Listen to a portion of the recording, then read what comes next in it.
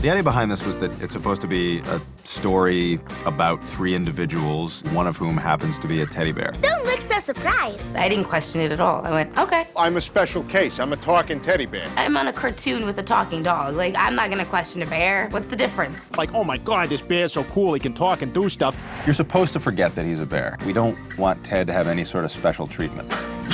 Part of what's funny to me is that it's not a big deal. It's just his appearance that is not human.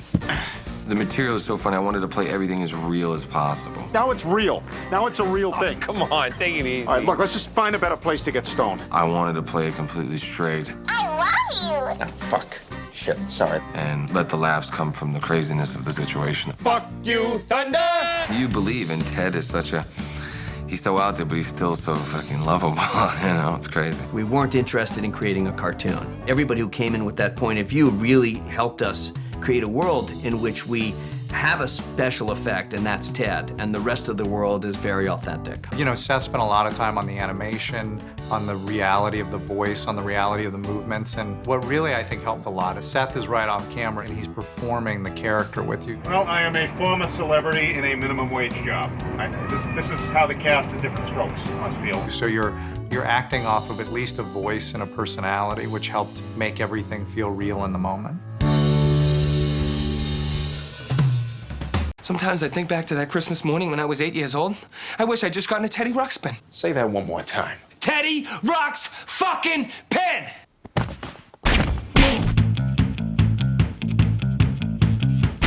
We have this all-out brawl, which is kind of like a Born Identity style fight that takes place all over the hotel room. We wanted to play that scene as raw as we could.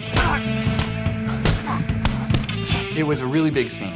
And when you have a big scene like that, over 100 shots, you really need to know what you're doing. The stunt guys put together a animatic of how they wanted to shoot it. They basically got a room and they shot the whole thing.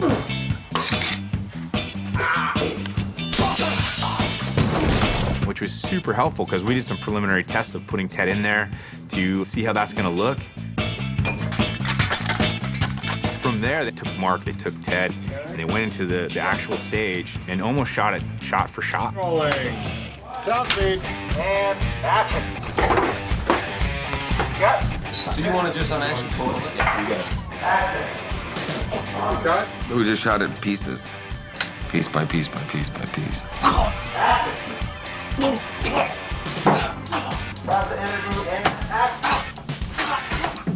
Mark is so good at physical comedy and at you know, fight scenes. One of many things that Mark was asked to do was do a fight scene by yourself. Do a one-sided fight scene, pretend that the other guy is there, and that's the hard thing to do. Sometimes he would have the bear's body, sometimes he would have a pair of bare arms around his neck, sometimes he would have nothing, and he would just have to be pantomiming it. Fuck. Sean, push the wall back. I felt so ridiculous, you know, with nothing, just going, you know, reacting to all these punches and hits and kicks. Getting whipped with the TV antenna in my ass. I had the radio antenna, and I thought I was going to be the stunt double, you know, and I come in there, it's Mark. I'm like, oh, jeez. Starting position. Everyone set? Set. Mark has to pull down his sweatpants and lay there on the ground. You gonna hit me? Yeah. Let me feel a little. Let me feel a little. And he goes, hit me, and I whacked him once, and Ah! I'm like, oh, I hurt him. Come on, that was weak, dude. Ah! Hey, I'm one of the few people that can say I whipped Mark Wahlberg's ass. That's his ass. But the welts are all CG.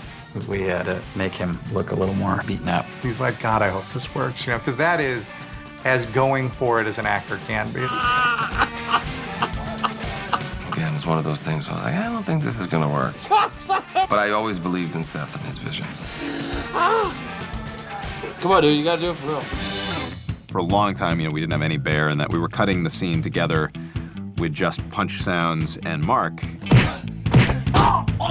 We sort of imagine the bear moving through the frame, and that's how we assemble it. And you could tell it was going to work beautifully because it just played out so convincingly, and we put the bear in there, and it fit perfectly. So much of that was hand animated, and so much of it was the intensity of getting Mark and Ted to look like they're connected. One of the things we did in the punches, we would remove frames so that it looked like he got punched much more violently. So his head maybe would turn like this, and by removing frames, it would snap. And it was that kind of thing that sort of made the fight more realistic and gave Ted more weight when he threw his punches. And it looks like he's really, beating him up. It helps us in animation from having to kind of cheat the punch to make it look like it hits and holds and pushes. It makes it feel like a realer punch. So we'll have to cue the fan. And then this shot is actually, was the stunt guy. Gone through it. You guys ready? Yeah. Ready, and... And then we had to superimpose Mark's face on his face. Seth was awesome, and editorial was awesome to give us a little bit of freedom on making shots what they needed to be. Not only is it a big moment in the story, but it's a big moment in the effect to show that there's actual physical contact going on. It's not we're just putting this bear in. I was under pressure to put action music under that fight scene, to put ADR, like, oh, why I oughta, and I just kind of resisted it the whole way. I was like, no, this needs to feel like it's more serious and more intensely violent than it has any right to be, given the fact that one of the fighters is a teddy bear. It's a unique scene, and that is 100% exactly what Seth wanted from day one. And it's great, and it's one of the more iconic scenes in the movie. Why are you crying? My dick is pushed by the TV.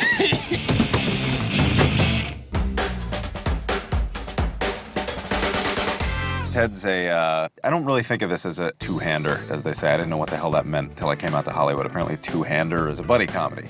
It's like, oh, it's Owen Wilson and Ben Stiller. It's a two-hander, which is an interesting, useless piece of information. But to me, this seems like a three-hander in a lot of ways. Teddy is fast. Mark is a guy who can very quietly and humbly can do anything. We threw every type of comedy at him in this movie. All you gotta do is not fuck up. You're the least fucked up. I'm sorry. Did you just fart in my fucking office? I apologize. Did you just fucking fart? I got nervous. I think I got a concussion, and my stomach is upset from the nausea and driving. You got a problem. Your asshole should be fucking clenched when I'm talking to you. It is, sir. No, it's not. You just fucking shit in my room.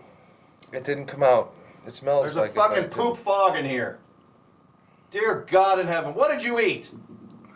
I don't Smells like fucking rotten meat and cocaine in here. What kind of diet are you on? I apologize. This was a movie that required him to not only do comedy, but to do comedy without the benefit of another actor there. This place looks great. Oh, thanks, man. Did the whole thing for $8. Yeah. Nice. $8 and a blowjob. How are the neighbors? That was who I gave the blowjob to. It's supposed to be about three individuals in a love triangle, and Mila is not the hands-on hips, OU, traditional comedy girlfriend. She's not that at all. What is that? What is what? There's a shit on the floor. Oh my God. You know what? That's probably what Deirdre was doing over in the corner there for so long. Remember she was crouched over there? I thought she was just making a phone call or something. There is a shit on my floor! Yeah, she's passed out in the bathroom now. She seemed like she was hopped up on something, but mystery solved, I guess, right? She was taking a shit. What the fuck? To come home to a teddy bear having a brothel in your living room would probably set people off, let alone finding a human shit on the floor. Yeah, that was a fun scene to shoot. Is that a human shit? I don't think she overreacted. Like, if I were to come home and there was a human poo-poo on the floor, I think I would have reacted much worse than she did. Fuck! So I give her credit. She stayed calm-ish.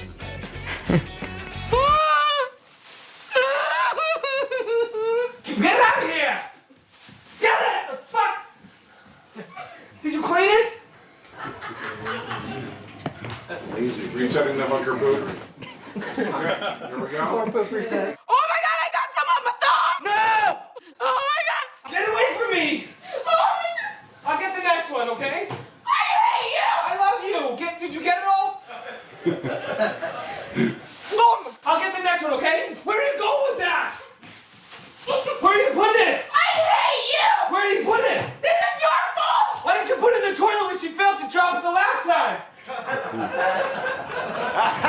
my buddy Johnny.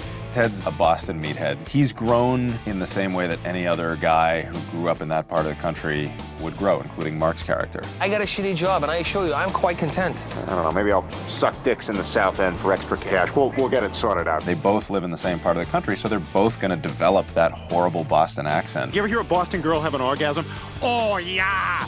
Oh, yeah. Had it. Oh, God, that was so good. Now I'm gonna stuff my fucking face with Pepperidge Farm. You know, growing up in New England, it's a really fun part of the country. The people are really warm. Fuck you! Just because you're on the business world and shit, you think what? Everybody should like suck your asshole or something? They're great folks to go drinking with. Well, you never should have trusted me. I'm on drugs. They're a great bunch of people, but there's oftentimes no sense of what to say and what not to say. You got what it takes? I'll tell you what I got. Your wife's pussy on my breath. But it's all forgivable because their hearts are in the right place. Nobody's ever talked to me like that before. That's because everyone's mouth is usually full of your wife's box. You're hired. Shit.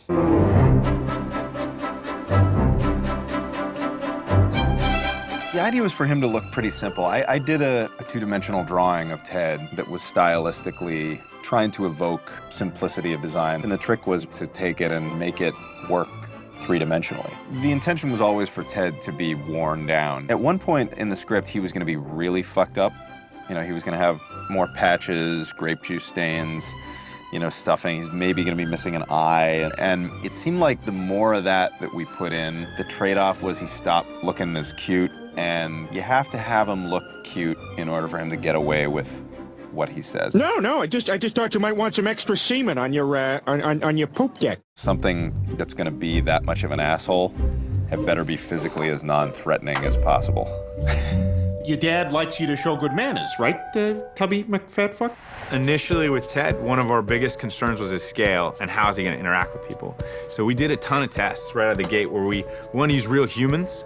So we shot some plates with us interacting with Ted. We did some running, some chasing, some, getting up into a chair. We did a number of these kinds of things. You know, the scale test, our biggest concern was how do you walk with a teddy bear? Is it like walking with a toddler? You know, we didn't know. So what we did initially is we shot me on stage walking with Seth's mocap. So we had mocap of Seth doing a walk. And we said, okay, how fast can I walk to get the bear to actually walk with me? And then we did another test where I said, okay, now I'm gonna walk at a normal speed. Let's put the motion capture in there and see how fast there's a difference. These initial tests gave us a huge idea as far as like the speed of Ted. And then as well as like, what's gonna happen when they contact?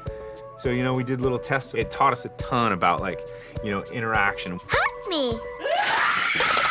Jesus H. Fuck! When we first started, it's like, talking teddy bear, oh, that'll be a piece of cake. And he was anything but. We'd been doing like giant animals and all these crazy furry creatures, and it ended up being super difficult.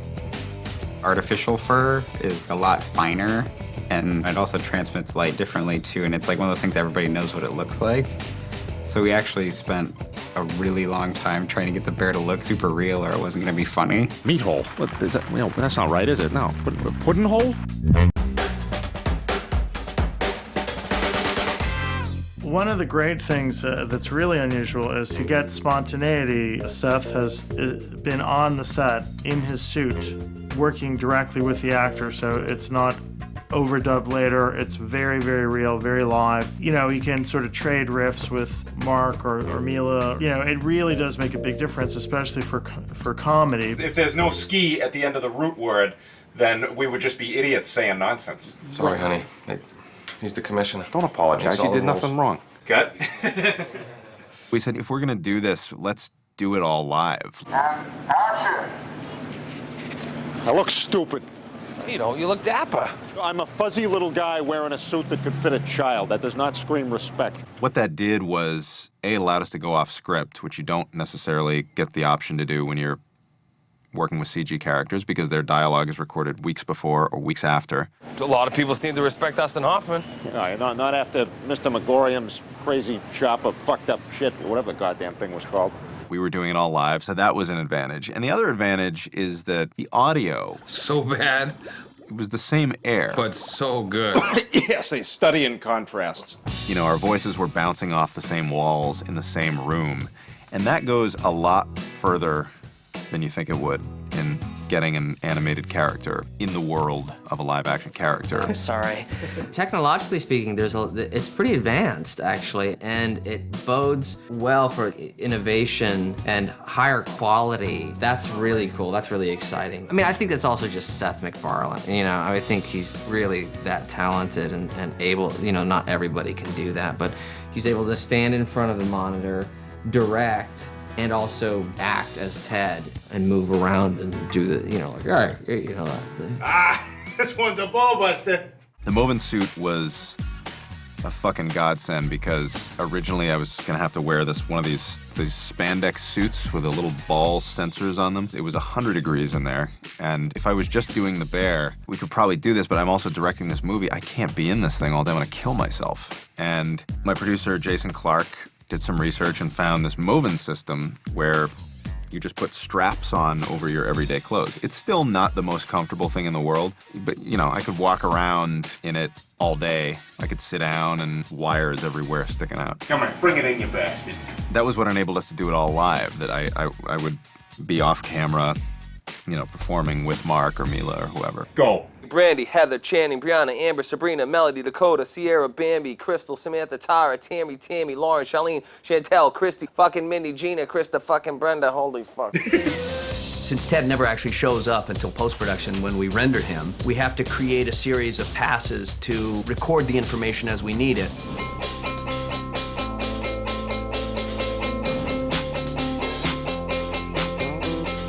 So we'll do first a stuffy pass. Blair, get in there. Yeah, come on, Blair. Get your finger in his ass, goddammit. The stuffy was an actual stuffed bear that was a representation of Ted. It just gives the actor something a little more tangible to interact with. Generally, before every shot, I would take the stuffy and I would kind of roughly puppeteer the stuffy as Ted, and so that the actors had a good idea of what Ted would be doing during the scene. Down here.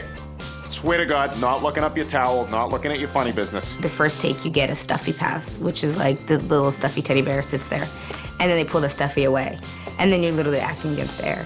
Then we'll put an eyeline reference tool in, basically a stick with 2 dots on it to represent Ted's eyes. Was it any one of those names with a Lynn after it?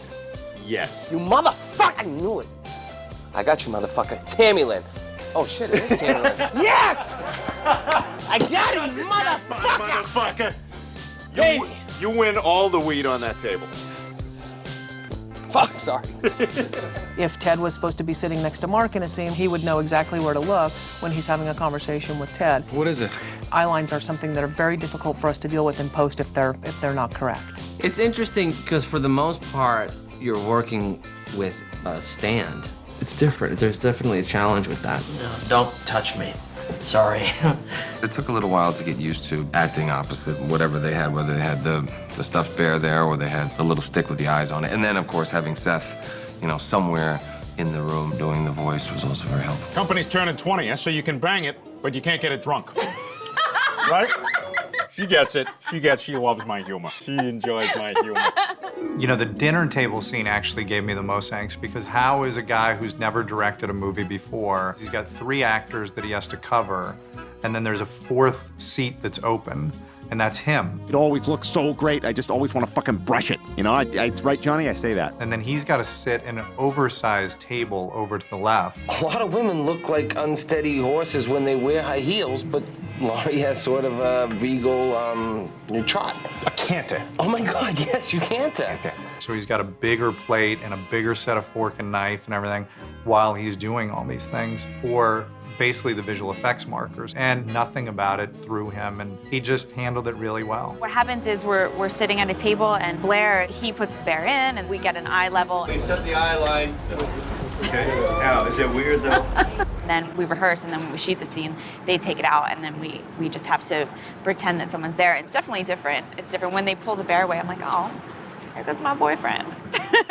As far as holding the hand, I took a little rod and I would just raise it up and put it down, and she would just hold on to that because you get all of the interaction and you get his fur coming from, you know, between her fingers, and it's one more little trick to integrate him into the scene. Come on, honey, let's get out of here. We'll go back to my place for a couple of vodka and strawberry quicks. You know what? Stick your fucking ass asshole right up your fucking ass. How about that? Okay, it's so good to see you You know, guys. I gave birth once. I can kick your fucking ass. All right. That's a cut. To talk to air, that was new to me. I've never talked to nothing. I mean, learning to not be distracted by hearing in your ear, but knowing that he's right over there. That was the hard thing to do, was not move my head to look at Seth when he was talking. Obviously, when you're hearing a voice, you want to kind of look to the direction that the voice is coming from. But once we got into it, it was fine. But it was great because we were still kind of playing off of each other quite a bit. I was nervous about filming the sex scene with the bear. Stick your finger in the loop of my tag. Because the majority of the shooting, the bear's not there, so you're reacting to nothing. At one time, I said, so am I just gonna be like spread eagle on the table here with like nothing there? And he's all, no, on the floor. And I'm like, oh my God. Copy that, huh? Yeah, that's it. Just reference. Yeah, tech supervisor says that. He's gonna keep doing that. I think he's speaking professionally. I'm dying. It was painful to film, but it was very technical. Just do like slight writhing movements. He was like a little bit more rhythmic. Rhythmic. Boom, boom. The hair faster. Yeah, like he's gonna be pumping. All right. You'll see his tail pumping away. I should have had a cocktail beforehand. We're good. It's interesting. Parts of the movie are my movements and then parts are not. I humped the cash register, pantomimed fellatio, and jerking off two dudes. It's the kind of progressive left-wing guy I am. See, that's why I watch these things. That's like a cool behind-the-scenes thing that you wouldn't know. So sometimes we'd get shots where Seth wasn't able to do mocap, and so we'd have to pantomime some things. You know, at first we're like, oh, it's easy, just the bear's butt going up and down. And Seth was like, I don't know, that's kind of fast. It looks a little violent, a little too aggressive. And so it's like, okay, dial it back. So I got a little rounder with it. We got a little more, you know, finesse, if you will. It's not enough thrusting. I want some more thrusting. So we got out some furniture, and I took the plunge and got a little intimate with an office chair. I thought that was just for people in Florida. Actually, surprisingly helped us find that little bit that Seth was looking for in the rhythm of Ted and Tammy Lynn. The parts that we couldn't do live, for example, like Ted climbing on the tower, or Ted in the back of the car, there were things, once you get into action scenes, you kind of have to do keyframe animation. What was great about it in terms of comedy is because you have to evolve the bear in terms of visual effects, so we had different variations of it. We had a grayscale bear, so you could put it into the frame. So when you're editing the movie, it was a great tool comedically and just character-wise. Now, in some cases, Ted interferes or moves the environment. If he's sitting on a couch, the pillows may depress. If he runs across a bed, we may have depressions in the bed, where a lot of that we try to do live on the set so that we have those movements that we can animate Ted into. So creating this interactive environment will hopefully create less separation between the CG character and the live-action world. Okay, no peeking now or you'll get kid cancer. He cuts with his ear, which is an amazing thing. It's very different than a lot of visual directors. Because he comes from animation, he hears stuff, and he'll almost cut a dialogue sequence in a sort of internal rhythm that he just sort of does with his hearing, as opposed to a visual thing, and then the visual will follow. He's alive, look! When I'm cutting a scene with two characters having a back and forth, I am definitely cutting more with my ears than my eyes. We normally don't put in any sort of lip syncing until well into the shot. But for Seth, that's what he wanted to see. So we would do the roughest kind of layout, and then we would lip sync the shot to almost final level in our very early stages of animation. That was really what Seth was after. He wanted to make sure that, you know, we captured that sort of facial performance. What are you doing? You want to come over and catch a buzz? And then you go on and you improve that, and okay, what exactly is he doing and how is he doing it? So early on, it didn't have fur, and then it would have fur but no lighting, and then it would have lighting, and then it would be the finished shot. So we have all these stages that normally you go through.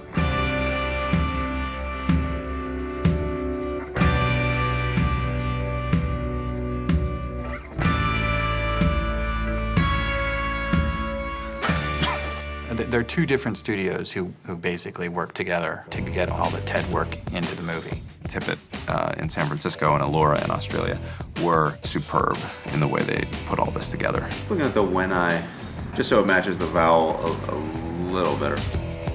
We introduced Seth to CineSync. So whether you're in Australia, whether you're in Oakland, wherever you are, you have your files locally. In this case, we're QuickTimes to review our shots. And CineSync is a means by which to control what everybody's seeing and keep it in sync. See, that's why we didn't cut it.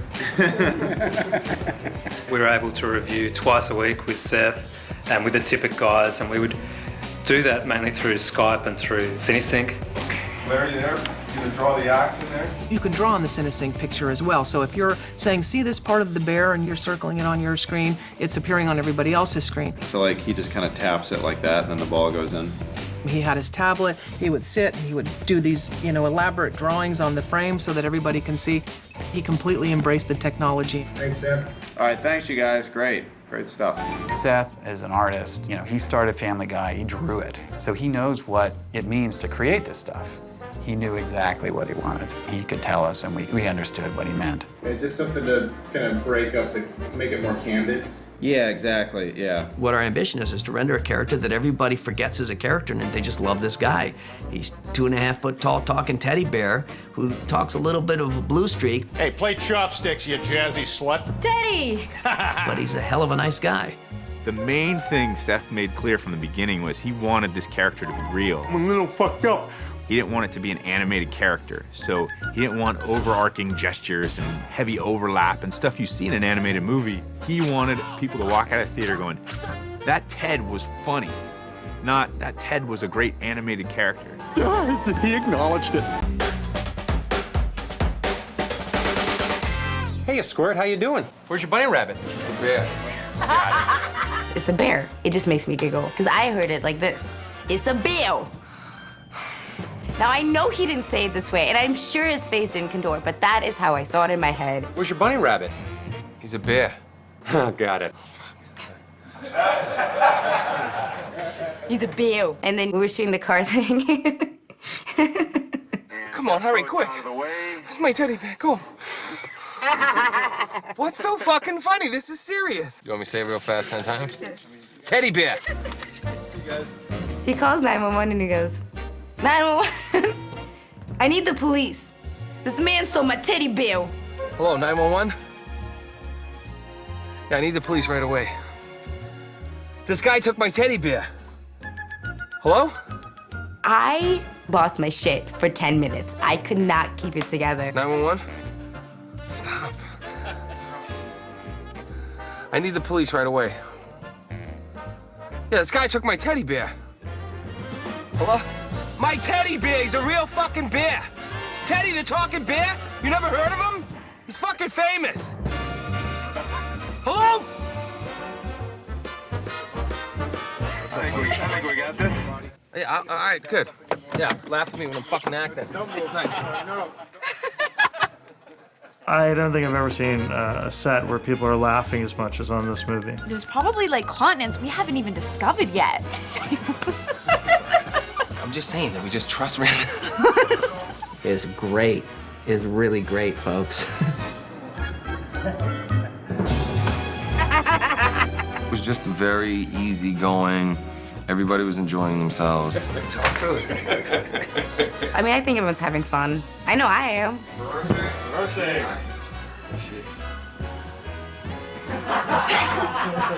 Go, go, go, step on it! What the fuck was that? She's crazy. That was terrifying. Go. I'm ready. Go. What? It's hysterical. I mean, we laugh every day on this movie, and keeping that environment kind of fresh and upbeat. So the primary issue is what's funny, what's fun for the actors, what's fun for Seth. Back off, Chaz Bono! It was an unbelievable achievement, and when I've wound up with a product that is exactly the way I pictured in my head, right down to the last detail. Seth's always been very specific. He has a specific cadence to how he wants things. I do think it very much has his voice. Tammy Lynn's gonna make some RC Cola from scratch. It definitely has some trademark Seth MacFarlane humor there. My God, America is imploding. He's just such a nice, warm guy. As funny as any human being I've ever met in my life, but he's just really cool and easy to work with. With this movie, every frame is exactly the way it was supposed to look. And it wasn't hell getting there either. It was a fun process.